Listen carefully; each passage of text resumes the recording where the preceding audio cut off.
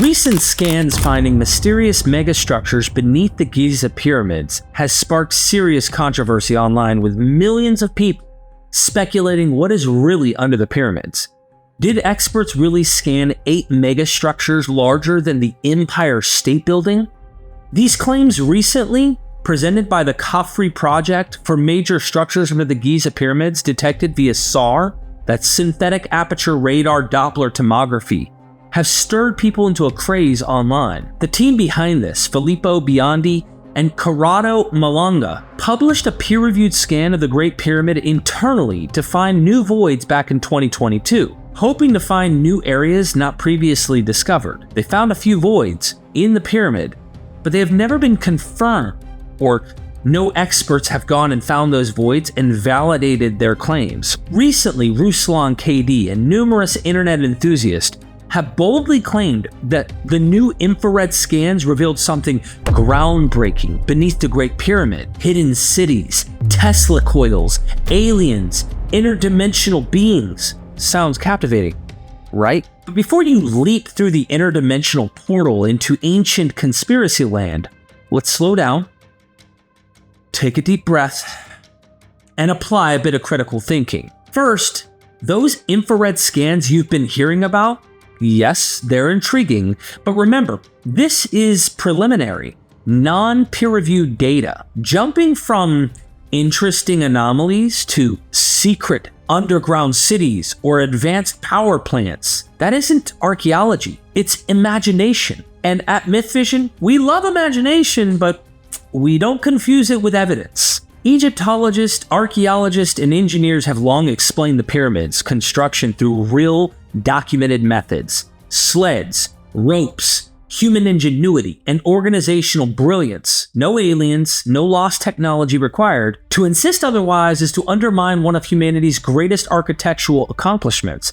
To put it bluntly, if one suggests or demands the pyramids were built by aliens or other beings, we're stealing from wonderful work humans have accomplished. The evidence that the ancient Egyptians built the pyramids isn't found in sci-fi fantasies, but etched firmly into history itself, in the tools they left behind, the meticulously recorded worker inscriptions, and the sprawling quarries where stone blocks were carefully extracted. Archaeologists have uncovered settlements that housed thousands of skilled craftsmen, masons, and laborers who proudly documented their daily lives and tasks, marking the stones they shaped with their names and symbols. Papyrus scrolls detail the logistics, labor management, and sophisticated engineering techniques used to transport massive limestone blocks, showcasing a level of human ingenuity and organizational brilliance that dismisses the need for aliens or supernatural explanations. These monuments stand today not as mysteries of extraterrestrial design, but as lasting testaments to the incredible achievements and unwavering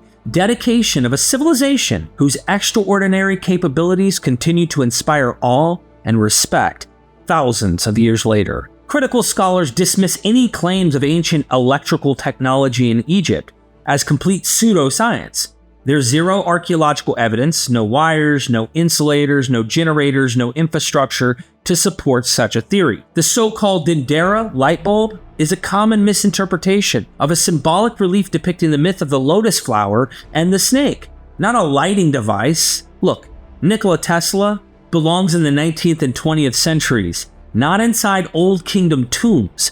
The pyramids were funerary monuments, deeply embedded in religious and cosmological beliefs, not misunderstood power plants. Ruslan also mentioned 2 other options for the pyramid's origin: pre-flood advanced civilizations or aliens.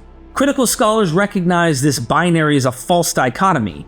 There's a third, overwhelmingly supported option. The ancient Egyptians built the pyramids using the documented tools, materials, and manpower we have written records on papyri, like the Wadi el-Jarf logbooks from the time of Khufu, evidence of labor villages, tool marks, and construction maps. Theories involving lost civilizations or extraterrestrials aren't just unnecessary, they actively undermine indigenous human ingenuity and erase the achievements of a real, documented civilization.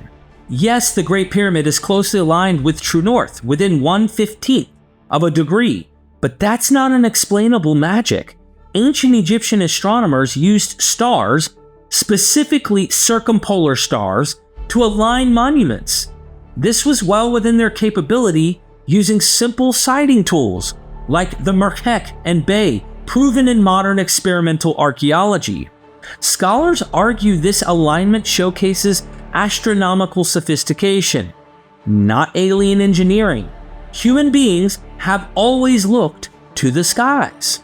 Ruslan mentions Zahi Hawass, the famous Egyptologist, and suggests he's suppressing alternative theories. Scholars reject the idea that Egyptology is a monolithic field suppressing the truth. That means Egyptologists often disagree over issues, and they're free to do so. Egyptologists like Zahi Hawass are not gatekeepers of hidden past. They're defenders of rigorous methodology. Fringe theorists often confuse scholarly peer review and methodological skepticism for suppression. It doesn't feel good when your ideas are not just accepted. But science advances through debate, evidence, and falsifiability, not giving airtime to every baseless claim. If alternative theories are dismissed, it's because they fail basic tests of evidence and coherence, not because of a global cover-up. Ruslan's argument overlooks actual archaeological findings. Ancient Egyptians mostly used dolerite pounding stones to quarry hard stone, and copper chisels for softer limestone and sandstone. These tools have been found in abundance at sites like Gaza and Aswan. Modern experiments by archaeologists like Mark Leaner and stonemason Dennis Stocks have successfully replicated these techniques, demonstrating how laborers cut, shaped, and placed massive stones without modern tools. The pyramid sits at the center of all landmasses claim is a myth, rooted in creative cartography and cherry-picked projections. There's no universally accepted method for determining a geodetic center of Earth's land, and various map projections produce different results. It's a numerological coincidence at best, not evidence of divine or extraterrestrial engineering. Critical scholars view this as an example of retrofitting data to support a conclusion you've already drawn.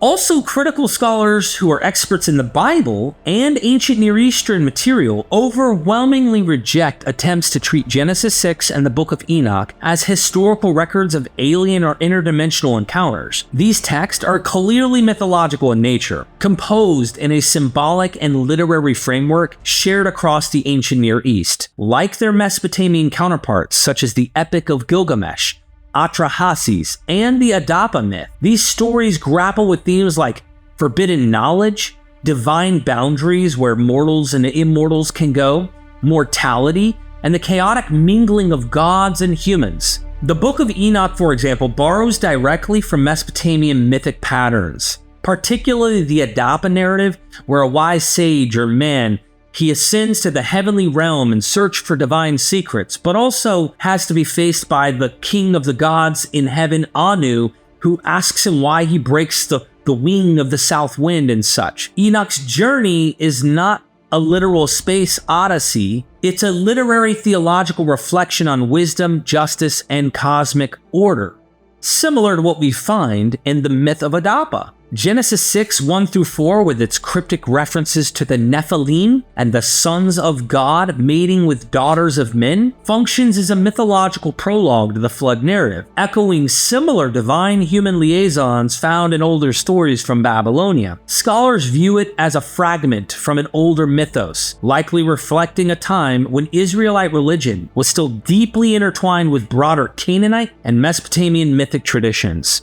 The Nephilim as ancient aliens, these biblical narratives reflect symbolic explanations of that divine human boundary, not historical events or archaeological evidence for pyramid building, and confusing myths with historical fact clouds our understanding of both history and mythology. When do we start explaining how snakes talk and donkeys speak Hebrew? Come on, we need to call a spade here. Many scholars believe the Nephilim were originally mythological figures, perhaps semi-divine or giant-like heroes borrowed or adapted from older Canaanite or Mesopotamian mythologies. I even flirt with Greek. Their inclusion in Genesis 6, 1-4 is thought to be a fragment of an older myth. that was only partially integrated into the biblical narrative. The sons of God, B'nai Ha-Elohim, mating with daughters of men. This echoes stories like the Mesopotamian Apkallu. They were divine beings who came down and mingled with humans. Nephilim may have originally been seen as hybrid beings, similar to Greek demigods. For example, Heracles, or you can name them. Later, they're toned down by biblical redactors to fit monotheistic-ish theology. Obviously, the Bible doesn't have any strict monotheism in the most literal sense, but it does try to go that route. And some scholars believe the Genesis 6 passage serves to explain the presence of giant-like figures in ancient memory of Canaan. For example, the Anakim and Rephaim in Numbers 13:33. It may be a retrojection of myth to explain ancient ruins, large tombs, or legendary warrior clans encountered by the Israelites. If they approach these large structures, we do it today. They go, oh, no normal, ordinary humans could have built these pyramids or these large walls or you name it, so they themselves thought they had to be giants that could have done such a thing. The myth of giants is birthed. This view sees the Nephilim as a narrative device, the critical scholarly view, not a historical or supernatural reality. If anything, the Nephilim in the Genesis narrative reflects evidence of Israelite religion evolving from a polytheistic or henotheistic context. These ancient ruins around Canaan and Mesopotamia, like the ziggurat, you see, like, that's actually in Genesis. The Tower of Babel closely reflects that. It's actually far closer to a ziggurat Mesopotamian structure in the biblical narrative than it is to the pyramids in Giza. So why is Ruslan or other Christians jumping to the Bible to make answers for what's going on here in the Egyptian pyramids? The claim that Yahweh triumphed over the Egyptian gods also is a religious assertion, not a historical event confirmed by archaeology.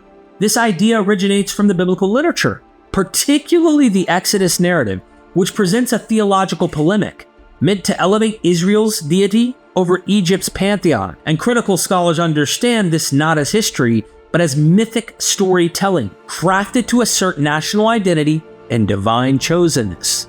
Meanwhile, Egyptian civilization thrived for over 3 millennia with complex religious systems, massive temple constructions, and rich literary tradition, all independent of Israelite theology. There's no archaeological evidence confirming the biblical plagues or Exodus event, nor any indication that Yahweh was recognized in Egypt as historically defeating its gods. I want you to think about this. 3 millennia, Egypt thrived. Israel, if they were lucky, half a millennia, maybe had a temple. Maybe, okay? And then their temple gets destroyed by Babylon, and then they're trying to come back to the land, and then their temple gets destroyed by Rome under Herod. Like, around that period in the 1st century, like they do not have this thriving civilization historically that has as much evidence to support how grandiose, how powerful they were, right? Egypt did for 3 millennia. And of course, scholars have noticed that the Bible's Judeans who are writing these texts are looking to the big boys, the big boy on the block, and finding inspiration to craft their own narratives and have a constantly controlled people, a subjugated people, a defeated people, always tell stories, tell tales about how they are the ones whose God conquered Egypt, conquered Babylon, conquered Assyria, conquered this in hopes to conquer Rome. And we saw that that failed over and over. To confuse theological belief with historical fact is to conflate myth with method, and it only muddies our understanding of the ancient world. Look, back to the scans. And while these remote scans of the earth beneath the pyramids are amazing and could contain some lost structures or cavities, we must go into the ground to verify these claims and actually dig to see what these structures really are. Sometimes scans can be off, actually a lot, especially when you're dealing with solid rock, and sometimes the objects scanned turn out to be natural phenomena. Experts who use SAR, the radar system, have found that it loses accuracy when penetrating through 1 to 3 meters of rock. So think about this. Why would we be so hype about claims of scans that supposedly report 2 kilometers deep structures? Wild! I mean, did you know that the pyramids themselves are carved in bedrock? Bedrock is the solid, hard underlying layer of rock beneath softer surface soils and sediments like sand, essentially the foundational stone of the Earth's crust. It's stable, durable, and incredibly reliable, making it the ideal foundation for monumental construction, like the pyramids. The Great Pyramids of Giza were purposefully and masterfully built upon this very bedrock, anchoring them securely into Egypt's ancient earth, also making it extremely unlikely that someone dug over 1 mile into solid rock beneath the pyramids. Think about that. The ancient Egyptians meticulously shaped this unyielding stone foundation, leveling and smoothing it with astounding precision, ensuring stability that would defy the erosion of millennia. By choosing bedrock as their base, these visionary builders ensured that Khufu, Khafre, and Menkare's monuments would stand as timeless symbols of human ambition, engineering brilliance, and eternal legacy. The fame, the ego in these emperors, these pharaohs, very important to keep in mind historically. And then also for enduring storms, earthquakes, and countless centuries of history. Let's take a moment to reflect on what some of these conspiracy theories actually ask you and I to believe.